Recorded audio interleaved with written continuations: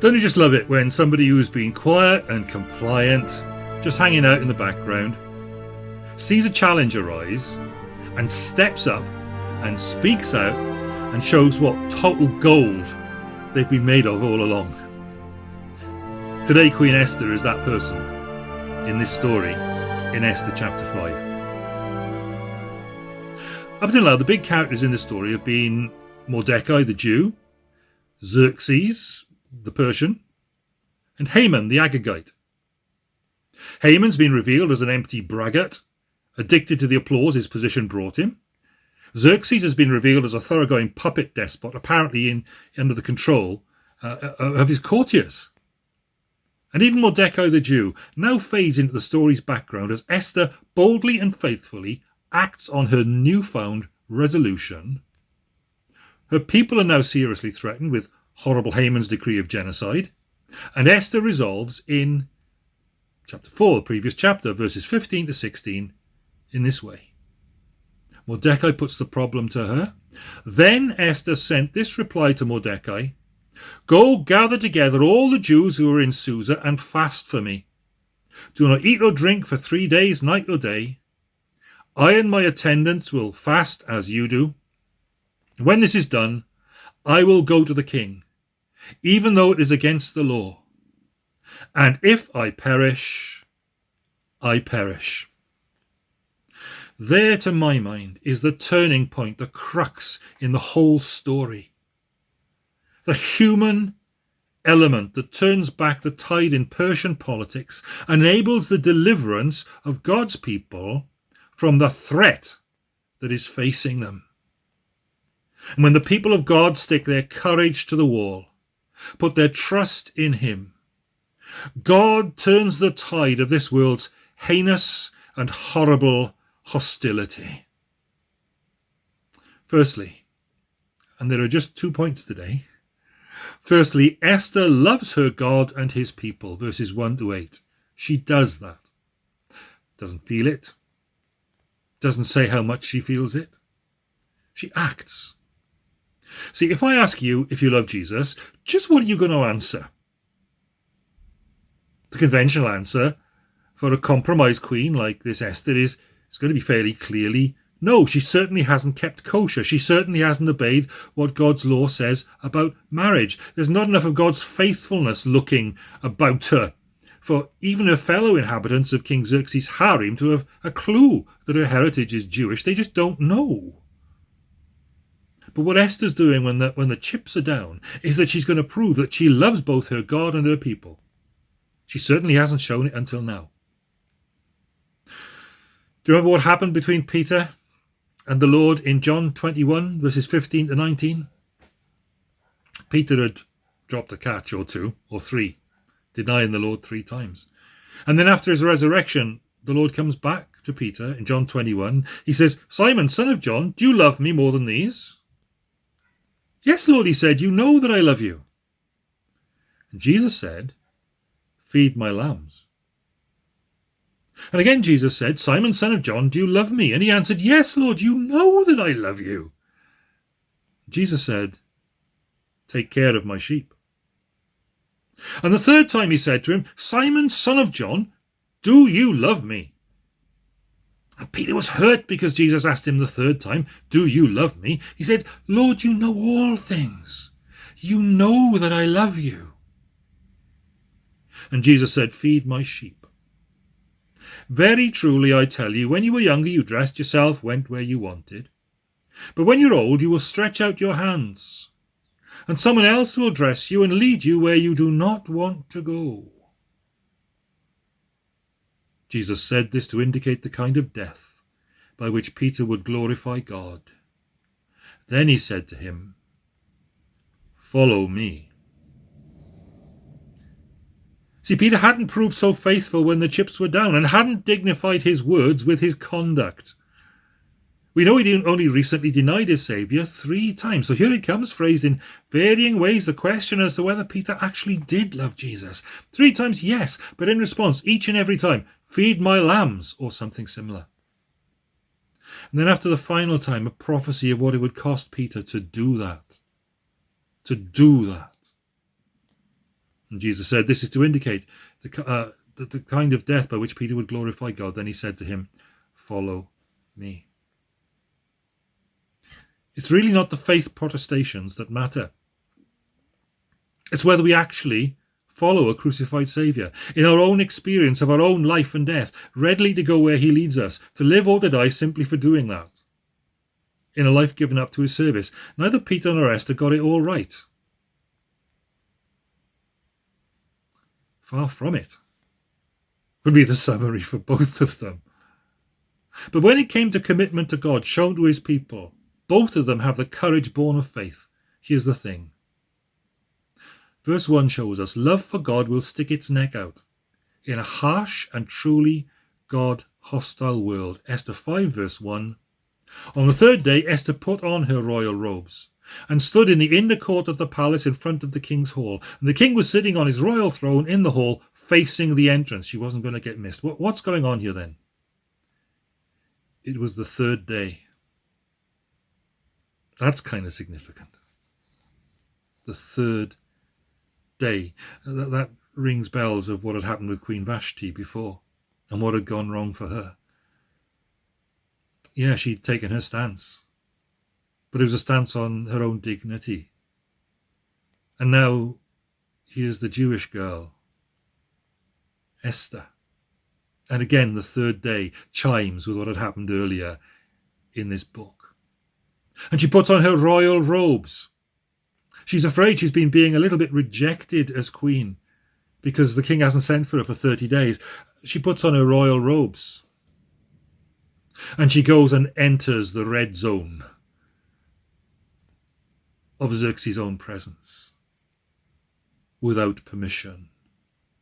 The penalty for which is death, unless he extends his scepter to her, for her to touch and be forgiven for what she's just done walking in on him. Yeah. Love for God, you see, is going to stick its neck out in a harsh, truly God-hostile world. But the woman who loves her God and sticks her neck out has the friend that she needs, and verses 2 and 3 show that. See, if God is dead, Esther's really in trouble as soon as she appears there. We've got archaeology that depicts the king of Persia seated on his throne like this, and chillingly, behind his throne, ready and waiting, stands a big guy wielding the sword to execute people with. And there stands Esther, with only the king between her and the big guy with the sword. Or is that not quite the whole truth? See, in the Old Testament, God doesn't promise to preserve the life of his person, but that of his people. Sometimes his soldiers, shall we say, are not preserved in this life through the conflicts they're going to get called to engage in. The threat to God's cause and God's people is covered in his sovereign promise, but the earthly life of the individual may not be so thoroughly underwritten. And if you understand the culture and the brutality of the Persian culture of that time, and so long as you haven't heard this story already, the tension by this point, as Esther appears where she appears, is going to be spine-tingling. Remember, Esther fears that she has fallen from favour with the king. Back in 4:11, Esther sent a message to Mordecai to say, all the king's officials and the people of the royal provinces know that for any man or woman who approaches the king in the inner court without being summoned by the king has but one law, the day he put to death, unless the king extends the golden scepter to them and spares their lives. But 30 days have passed since I was called to go to the king. That doesn't sound terribly confidence building, does it? And there stands Esther in the red zone, with the big guy standing behind the big man's seat, uninvited in Xerxes' presence. What is going to happen? Well, perhaps uncharacteristically, when he saw Queen Esther standing in the court, he was pleased with her and held out to her the gold scepter that was in his hand. So Esther approached and touched the tip of the scepter. The queen, the woman of God, who sticks her courage out there and puts her life in the hand of God in faith. That lady, the queen here, Queen Esther, has a friend in heaven.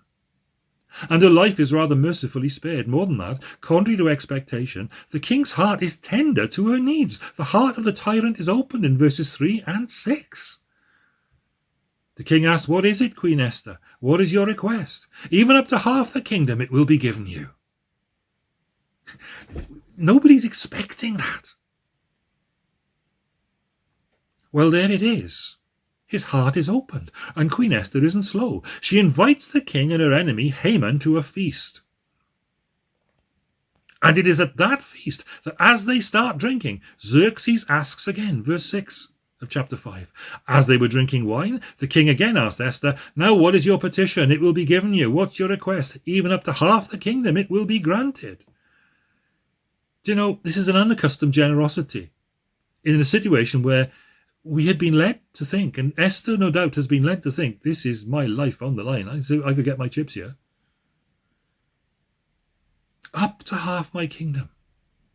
Wow. Now, apparently that sort of thing is apparently a standard expression, which meant the king was minded to be generous to her, but it wasn't to be taken totally literally. The same sort of expression Herod uses when Salome dances for Herod and asks for the head of John the Baptist. But here it seems as if Xerxes is saying the one come dressed as the queen is acknowledged to be queen. It's almost as if her royal husband is saying that far from her having fallen from favour, it remains true. She is the queen, and what's yours is mine, my dear. Half. Well, in any event, whatever the case, the heart of this tyrant Xerxes has been thoroughly opened. But look, there's a bit of a mystery. What is it with all these banquets? Do you wonder about that? It seems strange. What do you want? You can have up to half my kingdom. Come to my banquet. What? This is huge. They agree to come to her banquet. Now then, Herodotus, the Greek historian of the Persian Wars, and he writes a lot for us about Persian culture. He comments on the way the Persians did politics as they drank as well as feasted. That seems to be borne out by the way the king opens negotiations as they get to the drinking here. It's Esther who has set up the drinking bout. Well, we talk politics, we make our deals and so on when we're drinking. So the king's invited Esther to say what she wants up to half the kingdom in that context. And she sets up a situation. What she's done with this banquet is she set up a situation where she actually gets to do proper politics. It's as if she's pressing Xerxes make good on his offer in a situation where it's appropriate to not to be asking for a new kitchen or a flash little chariot for the little woman, to get about town, but to letting her in on the serious business of politics. Well, of course, there's politics involved here. Haman has gone and set up this situation where the king has given a decree that the Lord's people are going to be slaughtered. It's big stuff. It's not, can I have something for the house, or something of the sort, a little request. She wants to bring down the most powerful man in the land, Haman, the royal favourite, and turn back the legally binding law that's been passed to bring about the total genocide of God's people. And it's not minor politics she's set her heart on, but the sort that's going to need at least one subsequent banquet to the one that they've been talking at already. See, it is those banquets where the politics gets done. Now, something then happens because there's an interlude between the first and second banquet. And we get a totally revealing insight into the difference between Esther's heart and Haman's heart. And here's the second major point, really. There's this queen, this Esther, right? And she has really stuck her courage in a place where it shows that she loves her God and she loves his people in verses 1 to 8. It's got that chime with what the Lord said to Peter about feeding his lambs. But the contrast is set up between a woman like that, a woman of faith and strength in God, strong woman of God. Contrast set up between that in verses 1 to 8 and the way in verses 9 to 13 it becomes absolutely evident that Haman loves himself, as if Esther loves her God and his people, but Haman loves himself. Esther's dramatically not loved her own life so much as to shrink from death, but just placed her life in God's hands, and she's done it for the sake of God's cause and God's people. But Haman is a man who loves himself. See in verses 10b, halfway through verse 10 through verse 12. You got there a man who loves himself, celebrating with his sycophants. The man who loves himself celebrates with sycophants, people who suck up to him. You can see that in verses 10b to 12. Haman summons his fan club to brag and boast in front of them in order to feel better about himself. His action's the opposite of what we're seeing in this chapter from Esther. Let me read it for you. Verse 10b to 12. He's been to the banquet, right? He's been to the banquet with just him and the king and Esther. And calling together his friends and Zeresh, his wife, Haman boasted to them about his vast wealth, his many sons, and all the way the king had honoured him, and how he'd elevated him above the other nobles and officials. And then it starts to get incredibly ironic, verse 12. That's not all, Haman added. I'm the only person Queen Esther invited to accompany the king to the banquet she gave, and she has invited me along with the king tomorrow. He really hasn't sussed what Esther's about. See, Esther has become a woman who is committed to serving her God and his people, and Haman quite simply serves himself and his own ego. And as is typical of men of this sort, he's got a very large ego on the surface, which is as incredibly fragile as it could be underneath the surface. Look at verse 13. The man who loves himself hates the man who doesn't applaud him. He's got a massive ego, terribly fragile. He brags about all these things to his wife and his mates who he's called around to, big him up. And then verse 13 he concludes, but all this gives me no satisfaction as long as I see that Jew Mordecai sitting at the king's gate. See, Mordecai refused to sign up to Haman's personal fan club. He would not bow down to him. Yes, it was passive resistance, but Haman knew what it was about and he hated it. His huge ego was incredibly fragile and threatened by one far less favoured official, whose influence was next to nothing when compared to his own. It's just the consistent, transgenerational hatred of the Agagites, that clan that Haman belonged to. The enmity of evil against God and his people that God had spoken about way back in Numbers, I believe. God's people who worship Almighty God. Not fragile and human megalomaniacs like Haman. They cannot be expected, these megalomaniacs, to do anything but hate the people who honour their God first, and therefore don't break out in loud applause for mere human megalomaniacs like Haman. Well, what happens next in verse 14 is the man who loves himself hears his own echo and not the voice of true wisdom. He hates the man who doesn't applaud him, but he listens to his own echo from his own personal fan club. His wife Zeresh and all his friends said to him, have a pole set up reaching to a height of 50 cubits and ask the king in the morning to have Mordecai impaled on it. Then go with the king to the banquet and enjoy yourself. And this suggestion delighted Haman, and he had the pole set up. Such people are addicted to themselves and do not reckon with God. So here's the conclusion. What's going on in this passage? At the root of the change of heart in Esther, I will go to the king, and if I perish, I perish, lies the commitment to follow through on her new resolution. She isn't just saying that to Mordecai, if I perish, I perish. She's resolved to live or to die, but serve God in any case. Haman was going to die, but he would only serve himself, actually. He died for things that really weren't worth anything like dying for. Esther put her life fully on the line, not fully understanding what Christians came later to see, that the man, the woman, is no fool. If they give that,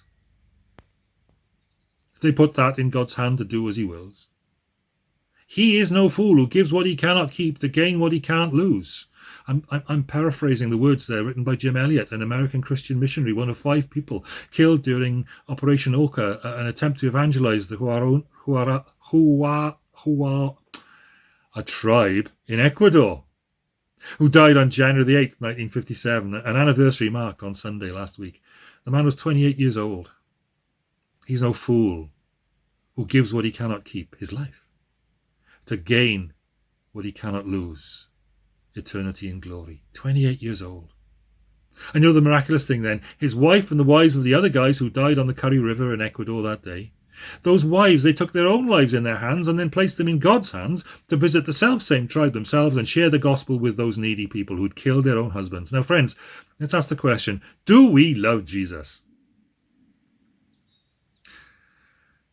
Esther knew so much less about the God of the covenant than we know now, with the benefit of knowing all about Jesus.